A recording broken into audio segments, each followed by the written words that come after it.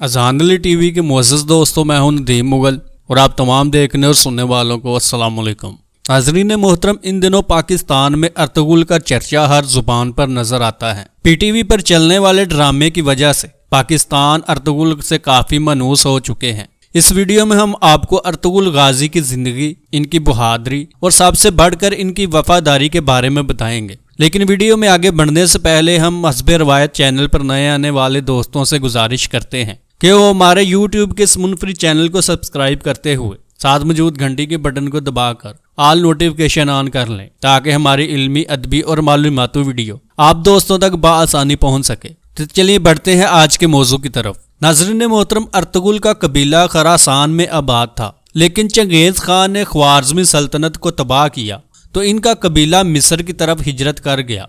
वहां भी तुर्कों की हुकूमत थी।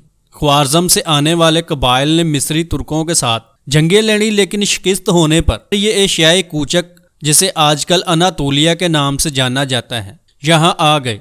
अर्तुगरुल का कबीला इनके वालिद सुलेमान शाह की सरबराही में शाम की तरफ जा रहा था। जब वो दरिया फरात अबूर करने लगे तो सुलेमान शाह इसमें डूबकर मर गया।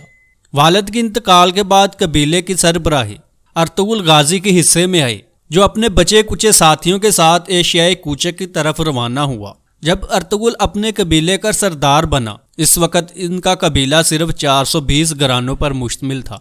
इनका कबीला जब सुल्तान अलाउद्दीन सल्जूकी की पनाह लेने के लिए कोनिया की तरफ जा रहा था तो रास्ते में इंतहाई दिलचस्प वाकया पेश आया, जो तारीख में हमेशा के लिए अमर हो गया। और यही वाकया आगे चलकर सल्तनत उस्मानिया की बुनियाद बना।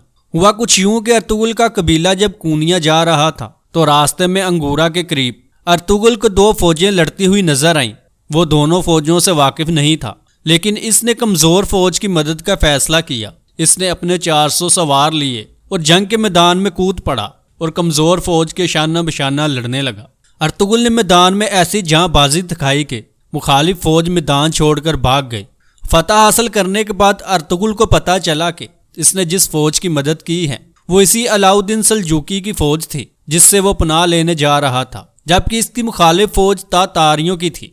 अर्तुगरुल के इस कारनामे और बहादुरी से सुल्तान अलाउद्दीन सल्जूकी बहुत खुश हुए और उन्होंने अर्तुगरुल को बाज़ंतीनी सरहद के करीब सकूत का जखीरा इलाका दिया। ये एक ऐसा इलाका था जिस पर बाज़ंतीनी अक्सर हमला करते थे।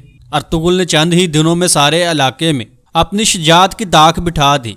अर्तुगरुल की बहादुरी देखकर इर्द गिर्द के तुर्क कबाइल भी इसके साथ शामिल होते चले गए और यूं अर्तुगरुल एक बड़ी कुव्वत बन गया। नाज़रीन मोहतरम, एक सरदार का इस तरह ताकत हासिल करना सुल्तान अलाउद्दीन के लिए एक खतरनाक हो सकता था, लेकिन उन्होंने अक्लमंदी का मुजाहरा करते हुए अर्तुगरुल को अपना नायब मुकर्रर कर दिया। सुल्तान का नायब बनने के बाद अर्तुगरुल ने बाज़ंतीनियों और तातारियों से कई जंगें लड़ी और कई मकबूजा इलाके इनके कब्जे से आज़ाद करा लिए। दोस्तों, सवाल ये पैदा होता है कि अर्तुगरुल इतना ताकतवर था, फिर इसने खुद मुख्तार रियासत कायम क्यों न की?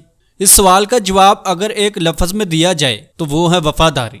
अर्तुगरुल ने कोनिया के सुल्तान अलाउद्दीन सल्जूकी के साथ आखिरी दम तक वफादारी निभाई और इनका नायब बनकर रहा। अर्तुगरुल चाहता तो सल्तनत के अंदरूनी कमजोरियों का फायदा उठाकर खुद सुल्तान बन सकता था, लेकिन इसने आखिरी दम तक सुल्तान के साथ वफादारी निभाई।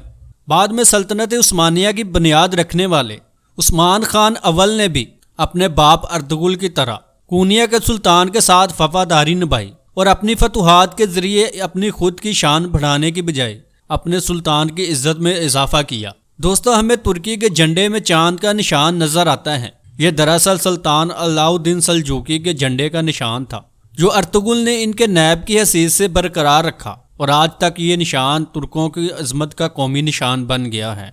नाज़रीन मोहतरम, आज की वीडियो में बस इतना है। इजाज़त दीजिए। अल्लाह निगहबान।